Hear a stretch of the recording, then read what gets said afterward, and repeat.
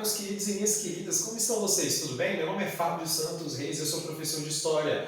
Hoje a gente tem um dos assuntos muito interessantes sobre a Idade Média. Às vezes a gente fica tão concentrado na Idade Média europeia que a gente se esquece que tem a Idade Média lá no Oriente. E a Idade Média no Oriente fala sobre Império Árabe. Não sem maiores delongas, vamos começar essa aula extremamente interessante. Vem comigo!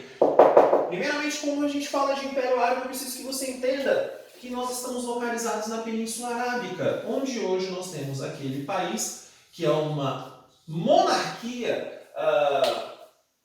absolutista, chamada Arábia Saudita. Ok, pessoas? O que eu preciso que você entenda aqui, gente? Mais ou menos ali por volta do século VI, século VII, que hoje você conhece como Península Arábica, né? Ela basicamente era composta por vários povos, digamos assim, por vários grupos de origem árabe, mas isso não significa que existiu o islamismo. Nessa época, pessoas, além de não ter um Estado árabe, como está destacado aqui, a inexistência de um Estado árabe, eu também não tenho islamismo. Ué, professor, se não tem islamismo, tem o que ali? Várias outras religiões, certo? Mas nesse primeiro momento eu não tenho um Estado árabe, então eu não tenho, por exemplo, um país ou um reino árabe, por volta aqui do final do século VI. Por volta aqui de 580, 590, 600, não há um Estado árabe. O que eu tenho? Basicamente um local habitado por dois grupos de origem árabe. Os chamados beduínos, que eram nômades e ficavam andando por toda a Península Arábica, sobretudo atrás de comida, obviamente, mas também atrás dos chamados oásis. Mas eu também tenho tribos sedentárias. Essas já habitavam o litoral da Península Arábica. E, como eram sedentárias, não precisavam se movimentar, porque já tinham ali nesse mesmo local o seu próprio alimento.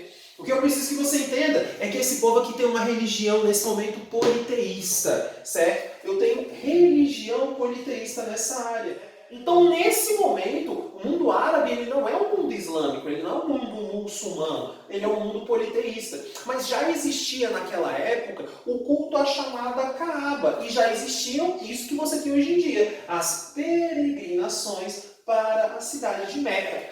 Mas, nessa época, existiam vários outros deuses de origem árabe, outros deuses de origem árabe, assim como também tinham essas outras influências religiosas sobre os árabes. Então, nesse momento, não existe um Estado árabe e tampouco existe uma religião chamada islamismo. Mas isso vai mudar quando nós temos esse sujeito aqui. Seu nome é Maomé. Maomé nasce no ano de 570, morre com 62 anos, morre 62 anos depois, portanto. E nesse momento ele era um comerciante em Meca. Qual é a relação de comércio em Meca nesse momento?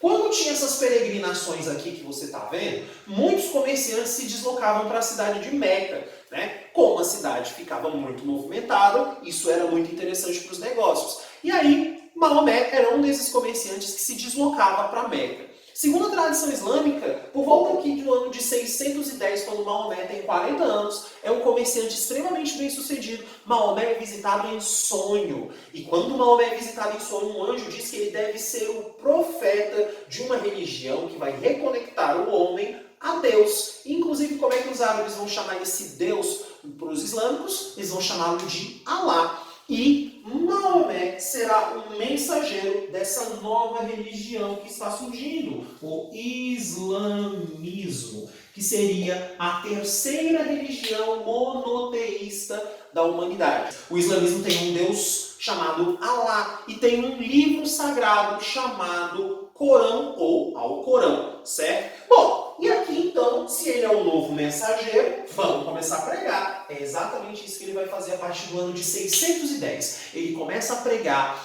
sobre um novo Deus, um Deus único, o único digno de ser exaltado. Seu nome é Alá. Qual é o detalhe que eu preciso que você entenda aqui? Maomé começa a ser perseguido. Olha aqui, perseguições ao profeta em Meca. Agora, por que isso acontece? Bom, como eu disse para você, é uma cidade que, quando tinha as peregrinações religiosas, o comércio aumentava. Então, os comerciantes tinham interesses econômicos ali dentro. Se agora existe um sujeito dizendo que não é mais para glorificar esses deuses, que a gente não deve mais ir para Meca para adorar esses deuses, isso muito provavelmente poderia ser ruim para os negócios. Então ele começa a ser perseguido justamente por causa dos interesses de muitos desses comerciantes em querer ver a cabeça do Maomé em cima de um prato, para que ele parasse com essas pregações que podiam afastar não só as pessoas da sua própria religião, convertendo-se a uma nova, como também a gente ainda teria esse prejuízo para os nossos comerciantes. Maomé não dá muito ideia até um determinado momento. No ano de 622, temendo pela própria vida,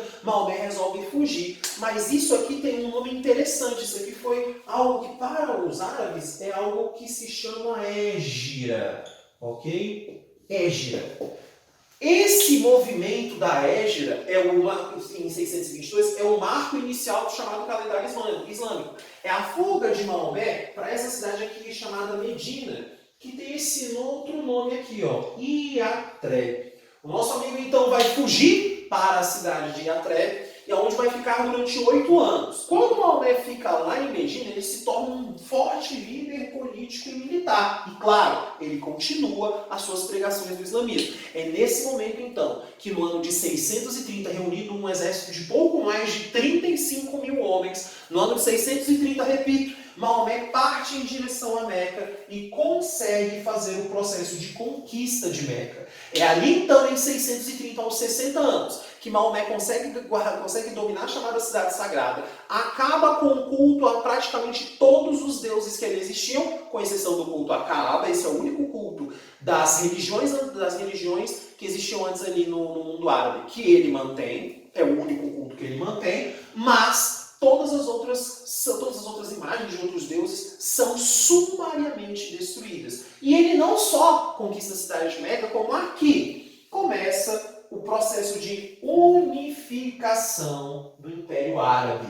É aqui que o Império Árabe começa a ser formado na prática. Então é a partir daqui que começa o processo de conquista árabe que a gente às vezes tanto ouve falar. E se por falar nisso, vamos dar uma olhada como é que foi? Então aqui estamos agora para apresentar todo esse processo de expansão árabe, pessoas. O processo de expansão árabe, 2 pontos, marcar pessoas por um grande avanço ao longo de pelo menos cerca de 150 anos, mais ou menos, onde vão ter algumas dinastias de origem árabe que vão estar comandando esse processo, beleza? Bom, basicamente o que eu preciso que você entenda, pessoas, é que esse processo de expansão ele é coordenado por esse empenho aqui chamado jihad, certo? Motivado pelo chamado jihad. Como é que geralmente a gente ouve jihad e lembra disso aqui, ó, lembra dessa expressão? A chamada Guerra Santa. Está inteiramente errado? Não. Mas o que eu preciso que você entenda é que jihad nem sempre significa guerra. Jihad muitas vezes significa um empenho ou um trabalho para desenvolver uma nação. Isso pode incluir guerra? Pode. Mas eu não posso dizer que inclui tão somente guerra. Eu tenho pelo menos 4 locais aqui onde eu vou ter conquistas sucessivas do Império Árabe, que inicia-se, obviamente, onde eles estavam, que é o chamado Oriente Médio, onde, por exemplo, terras do antigo Império Persa, por exemplo, serão anexadas pelos árabes. Depois eu vou ter o norte da África, e isso ajuda a explicar por que países ali no norte da África, por exemplo, como a Argélia, como a Líbia, como o Egito, são países essencialmente muçulmanos, são países onde o islamismo é a religião majoritária, justamente porque foram conquistados durante este processo. Então toda aquela parte que fica do norte da África, ali na frente do mar Mediterrâneo, foi conquistada pelos árabes. Depois eles vão em direção à Península Ibérica. Então, basicamente, países como hoje Portugal e Espanha serão conquistados pelos árabes, beleza? E por último, eles vão chegar mais ou menos onde hoje você conhece como o sul da França. E é aqui que começa a meio que deter o processo de expansão desse Império Árabe. Como você pode perceber, esse território aqui é muito grande. Aliás, recomendo que você dê aquele bom e velho Ctrl Tab, Ctrl T, para que, caso você esteja vendo isso aqui no seu computador, para que você abra uma aba aí no seu computador, recomendação minha, para você ver como é que essa área aqui conquistada pelos árabes é uma área consideravelmente grande. Bom, enquanto isso, vamos falando aqui sobre o sul da França. Quando eles chegam mais ou menos onde hoje é o sul da França, não existia um país chamado França naquela época, existia o chamado Império Franco. E é aqui que vai acontecer uma batalha muito importante para a história da Europa e para a história árabe. A conhecidíssima Batalha de Poitiers, onde Carlos Martel, liderando o exército franco, vai impedir o avanço do Império Árabe. Império Árabe contra o Império Franco, e é justamente o que está escrito aqui em cima. o Império Árabe vai ser derrotado. A vitória dos francos liderados por Carlos Martel. Inclusive, pessoas, isso é muito importante. Você já imaginou se essa batalha tivesse sido vencida pelos árabes? Provavelmente a história da Europa, como você a conhece hoje, seria uma Europa medieval muito mais islâmica do que como conhecemos, né? Mais voltada para o Ocidente medieval mesmo, para a cultura do Ocidente medieval. Então, o processo de expansão dos árabes é detido pelos francos com essa vitória do Império Franco. Então aqui começa a deter o processo de expansão árabe dentro da Europa. Repito, onde é que os europeus vão ter, onde é que você vai ter a grande influência dos islâmicos no mundo europeu, na Península Ibérica, até hoje. Você tem marcas da presença árabe na Península Ibérica. Beleza, pessoas? Só que aí o que acontece? Os árabes acharam melhor, portanto, fazer um bloqueio econômico no mar Mediterrâneo. Quando eu falo de bloqueio do mar Mediterrâneo, pessoas, eu estou falando de um bloqueio econômico. Ou seja, o bloqueio que vai haver ali é um bloqueio comercial. E por que isso aconteceu? Porque os árabes acreditavam que boa parte do comércio europeu ainda era no mar. Só que o problema é que essa leitura que os árabes fizeram não era uma leitura muito correta. Porque o mundo europeu já estava enterrado no feudalismo. E tal bloqueio só ajudou a sepultar de vez o comércio no mundo feudal usando o mar Mediterrâneo. Isso leva ao chamado aprofundamento do feudalismo europeu, certo? É a partir daqui, da metade do século VII para o século VIII, né, onde você tem o aprofundamento total do feudalismo, que só vai ser quebrado lá com o movimento das cruzadas, com a reabertura do comércio do mar Mediterrâneo, isso lá por volta do século XII. Então aprofunda-se entre o feudalismo europeu na metade do século VII, nos anos 730, 740, e só vai desaprofundar, por assim dizer, lá para perto dos anos de 1100. Só que aí, pessoas, o Império Árabe em um determinado momento conhece o seu declínio e a sua queda. E esse declínio se inicia por volta do século de número 10. O que vai acontecer? Bom, primeira coisa, pessoas, é que você vai ter vários problemas internos dentro do Império Árabe que vai levar com que ele se divida em vários califados, mas cada um com seu respectivo imperador.